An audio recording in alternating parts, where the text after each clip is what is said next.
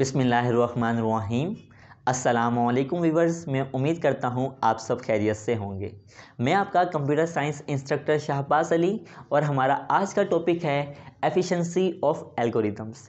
जैसा कि इससे पिछले लेक्चर्स में हमारी डिस्कशन चल रही थी जिसमें मैंने आपको बताया कि एल्गोरिदम क्या होता है, फार्मूलेशन ऑफ एल्गोरिदम हमने डिस्कस किया और अपने प्रीवियस लेक्चर में हमने डिस्कस किया था एग्जांपल्स ऑफ एल्गोरिदम, जिसमें हमारे पास 9 एग्जांपल्स थी और हमने वो तमाम examples one by one detail में डिस्कस की थी।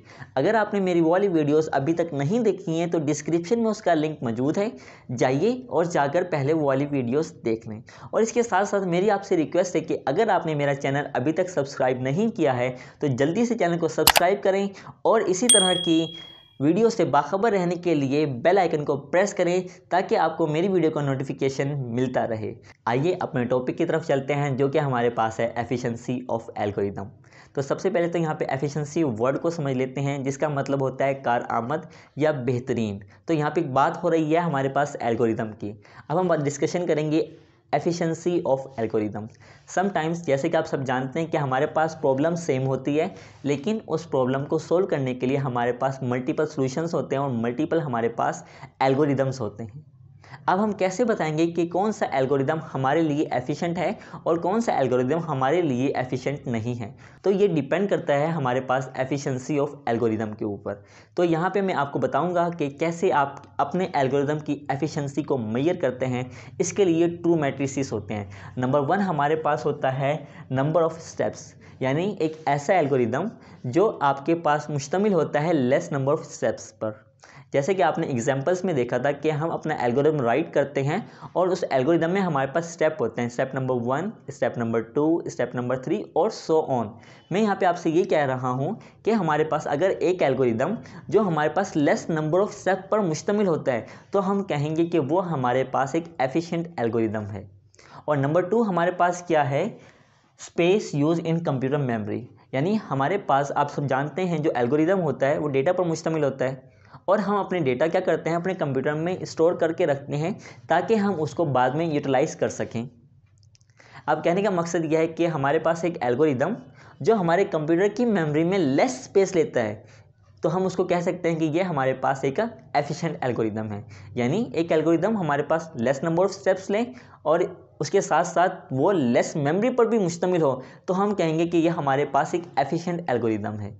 अब सपोज करें कि आपके पास एक एल्गोरिदम है जो नंबर ऑफ स्टेप हैं वो तो क्या करता है, बहुत कम लेता है, लेकिन वो कंप्यूटर की मेमोरी में बहुत ज़्यादा स्पेस यूटिलाइज करता है। इसके बरक्स आपके पास एक और एल्गोरिदम है जिसमें नंबर ऑफ स्टेप्स तो बहुत ज़्यादा हैं लेकिन वो कंप्यूटर की मेमोरी में जो स्पेस होती है वो कम यूटिलाइज करता है। अब इस सिनेरियो में, अपनी इस कंडीशन में हम कैसे पता लगाएंगे कि हमारे पास कौन सा एल्गोरिदम हमारे लिए बेस्ट है? तो इसमें आप ये चेक कर सकते हैं कि आपकी रिक्वायरमेंट क्या है। यानी अगर आपकी रिक्वायरमेंट ये है कि आपके पास नंबर ऑफ जो स्टेप में वो कम हो, स्पेस की आपको परवाह नहीं है, तो पहले वाला आपके लिए सूटेबल है। नहीं, आप ये चाहते हो कि ऐसा ना हो, नंबर ऑफ स्टेप हमारे पास जितने मर्जी हो लेकिन जो कंप्यूटर की मेमोरी में जो स्पेस ले वो कम से कम ले, यानी मेमोरी हमारे लिए ज़्यादा इंपॉर्टेंट है, तो आप कहेंगे कि ये वाला एल्गोरिदम मेरे लिए बेस्ट है। अब इसकी एग्जांपल्स देख लेते हैं। किताब में आपके पास 2 एग्जांपल्स दी गई हैं, मैं उन दोनों को आपकी किताब के मुताबिक समझाने की कोशिश करूंगा। नंबर 1 एग्जांपल आपके पास ये दी गई है कि आपके पास एक एल्गोरिदम है जिसमें आपके पास n नंबर ऑफ स्टेप्स हैं, जबकि इसके बरक्स आपके पास एक और एल्गोरिदम है जिसमें n square number of steps हैं। आप ये देख सकते हैं कि हमारे पास जो पहला एल्गोरिदम है उसमें नंबर ऑफ स्टेप कम है और जो दूसरा एल्गोरिदम है उसमें नंबर ऑफ स्टेप्स ज़्यादा हैं। तो आप समझ गए होंगे कि आपके लिए कौन सा एल्गोरिदम एफिशिएंट है। यस, ये वाला आपके लिए n स्टेप वाला आपके लिए ज़्यादा एफिशिएंट है। क्यों? क्योंकि उसमें हमारे पास लेस नंबर ऑफ स्टेप्स हैं। इसकी एक और एग्जाम्पल देखते हैं जो कि आपकी किताब में मैंशनड है। एग्जाम्पल नंबर 2,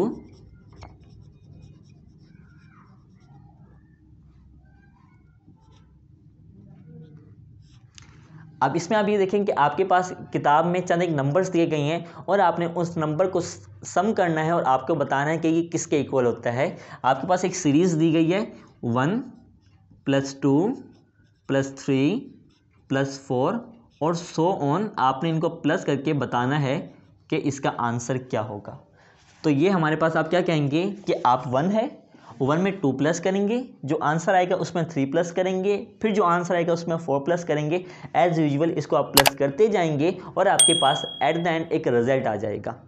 अब जैसे कि आप सब जानते हैं कि एक ही प्रॉब्लम को मैं किसी और तरीके से सोल्व करूंगा, मैं अगर वही प्रॉब्लम किसी और को दूंगा तो मे भी चांसेस हैं वो इस प्रॉब्लम को किसी और मेथड के साथ सोल्व करे। तो हम चेक करते हैं कि इसके और कोई भी हमारे पास तरीकाकार है इस प्रॉब्लम को सोल्व करने का, तो डिस्कस करते हैं। नंबर 2 हमारे पास जो दूसरा सोल्यूशन वो ये है कि आप अपने फर्स्ट नंबर को लास्ट नंबर के साथ ग्रुप बना दें और उनको सम भी करें। यानी फर्स्ट नंबर 1 है और लास्ट हमने 99 है, इनका ग्रुप बना दिया। उसके बाद सेकंड और यहाँ से सेकंड लास्ट हमारे पास 98 हो गया, इसका ग्रुप बना दिया। अब इसके साथ हमारे पास 3 आ गया और 3 के साथ हमने 97 का ग्रुप बना दिया। एस वन आपके पास क्या आ गया, 4 आ गया और 4 के साथ आपने 96 का ग्रुप बना दिया और ये ग्रुप चलता रहेगा। एट द एंड हम पहुंच जाएंगे, आपके पास क्या आ जाएगा, 49 आ जाएगा और 49 के साथ आपके पेयर बनेगा 51 का। तो आप एक चीज़ नोट करें, इन तमाम ग्रुप का जो आंसर है वो आपके पास क्या आ रहा है, इसको प्लस करेंगे जब भी 100 है, इसको प्लस करेंगे जब भी 100 है, सेम आप इसको प्लस करेंगे जब भी आपके पास क्या आएगा, 100 आएंगे। अब आप काउंट करें कि आपके पास जो नंबर ऑफ ग्रुप्स हैं वो कितने बन रही हैं। तो आप यहाँ पे चेक करें कि आपके पास जो नंबर ऑफ ग्रुप हैं वो आपके पास 49 नंबर ऑफ ग्रुप बनेंगे। यहाँ से एक 50 रह गया ना, 50 मिस हो गया, तो आपके पास नंबर ऑफ ग्रुप कितने बन गए, 49 बन गए। आपने क्या किया, उस 49 को मल्टीप्लाई कर देना है आपने 100 से, यानी 49 मल्टीप्लाई बाई 100। जब आप इसको मल्टीप्लाई करेंगे तो आपके पास क्या आ जाएगा, 4900 आपके पास एक आंसर आ गया। तो आप चेक करें कि हमारे पास कौन सा नंबर मिस हो गया था। यस, आप सही कह रहे हैं कि हमारे पास जो 50 नंबर है वो मिस हो गया था। अब हम अपने आंसर के अंदर जो कि 4900 है उसमें 15 प्लस कर देंगे तो आपके पास आंसर क्या आ गया, 4950।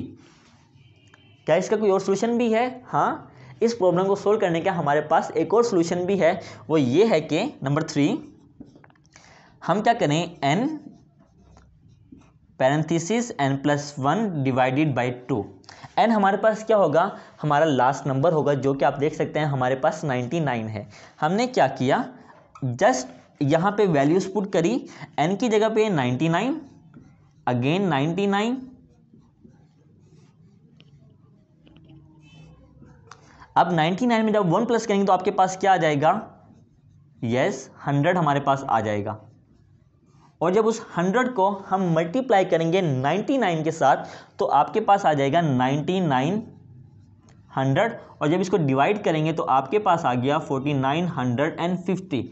यानी इस तरीके से भी आपके पास 4950, इस तरीके से भी आपके पास 4950, और जब आप इसको सोल्व करेंगे जब भी आपके पास क्या आएगा, 4950। तो आप देख सकते हैं कि आपके पास प्रॉब्लम एक थी, लेकिन उस प्रॉब्लम को हमने 3 अलग अलग तरीकों के साथ उस प्रॉब्लम को सोल्व किया। तो इस तरीके से ये बात वाज़ेह हो गई होगी कि हमारे पास एक ही प्रॉब्लम के मल्टीपल सॉल्यूशंस हो सकते हैं। हमने चेक करना है कि हमारे लिए कौन सा सॉल्यूशन एफिशिएंट है। आप यहाँ पे देखें, ये हमारे पास क्या है, लेस नंबर ऑफ स्टेप्स ले रहा है और कंप्यूटर की मेमोरी में जो स्पेस है वो भी कम लेगा लास्ट वाला। तो हम कह सकते हैं कि ये हमारे पास एक एफिशिएंट एल्गोरिदम है, एक एफिशिएंट हमारे पास प्रॉब्लम का एक सोल्यूशन है। तो ये था हमारे पास एफिशिएंसी ऑफ एल्गोरिदम के लिहाज से हमारी आज की डिस्कशन। अब इसके साथ साथ हमारे पास जो नेक्स्ट में एक आपके पास जनरल नॉलेज के लिए दिया गया है डू यू नो में, जिसमें आपके पास ये बताया गया है कि अगर आपके पास एक चेस का बॉक्स हो, यानी आपके पास शतरंज हो, और आप सबको पता है कि शतरंज के अंदर हमारे पास 8 रोज़ होती हैं और 8 कॉलम्स होती हैं। यानी ये हम यहाँ पे ड्रा कर देते हैं कि ये हमारे पास, लेट्स सपोज ये आपके पास एक शतरंज आ गई है, ठीक है। इसमें 8 रोज़ हैं और 8 कॉलम्स हैं। अब हमें ये कहा जा रहा है कि हम अपने पहले बॉक्स के अंदर गंदम का एक दाना रख देते हैं, और जो नेक्स्ट बॉक्स है यानी आगे आने वाला बॉक्स है उसमें पिछले वाले से क्या रखना है, हमने डबल रखना है। तो यहाँ पे क्या हो गया, 1 है तो इसका क्या हो गया, 2 हो गया, 2 है तो क्या हो जाएगा, 4 हो जाएगा, 4 है तो क्या हो जाएगा, हमारे पास 8 हो जाएगा। इसी तरह हमारे पास 16 हो गया। तो ये जब आप इसको फिल करते जाएंगे और जब आप अपने लास्ट बॉक्स में पहुँचेंगे, यानी जो 64 बॉक्सेस मैं आपको बता रहा हूँ, 64 बॉक्सेस होते हैं इसके अंदर, जब आप लास्ट बॉक्स के अंदर पहुंचेंगे तो उसके अंदर जो गंदम की वैल्यू आएगी वो आपको यहाँ पे कंप्यूटर की स्क्रीन पर शो हो रही होगी। हाँ जी, ये आप देख सकते हैं, ये हमारे पास वो वैल्यू है जो 64 बॉक्स में फिल हम करेंगे, यानी जो 64 बॉक्स में हमारे पास आ सकती है। तो ये शायद मेरे ख्याल में आप चौंक गए होंगे, लेकिन ये सही है, आप चाहें तो इसको चेक भी कर सकते हैं। तो स्टूडेंट्स, ये था हमारा आज का लेक्चर, जिसमें मैंने आपको डिटेल में बताया कि एफिशिएंसी ऑफ एल्गोरिदम क्या होता है और आप किस तरीके से अपने एल्गोरिदम की एफिशिएंसी को मेजर कर सकते हैं। मैं उम्मीद करता हूं कि आपको मेरा आज का लेक्चर पसंद आया होगा। अगर आपको मेरी आज की वीडियो पसंद आई है तो इसको लाइक करें, अपने फ्रेंड के साथ इसको शेयर करें और मुझे अपनी दुआओं में याद रखिएगा। मेरी अगली वीडियो तक के लिए अल्लाह हाफिज़, टेक केयर।